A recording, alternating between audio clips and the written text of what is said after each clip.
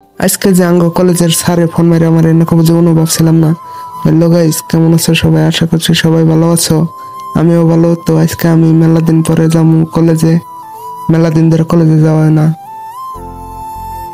কি করি চিন্তা চিন্তা বই থাকতে থাকতে ভালো লাগে না। বই থাকতে থাকতে দিয়ে আঙ্গ স্যারে ফোন মারছে।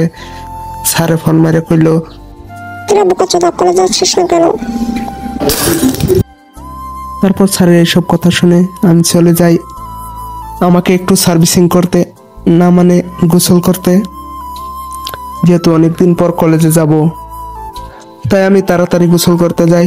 গোসল করে এসে দেখি আমার জন্য ভাত বেড়ে রেখে দিয়েছে। তাই আমি দেরি না করে তাড়াতাড়ি ভাত কটো খেয়ে নিলাম।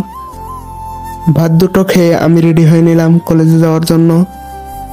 তারপর আর দেরি না করে ব্যাগটা কাঁধে নিয়ে চলে যাই কামলা দেওয়ার জন্য, কলেজে।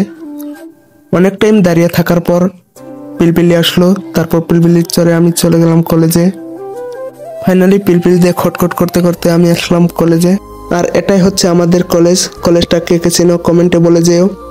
আমি কলেজ যাই, ততক্ষণ তোমরা আমার আইডিটা ফলো করে দাও। বাই।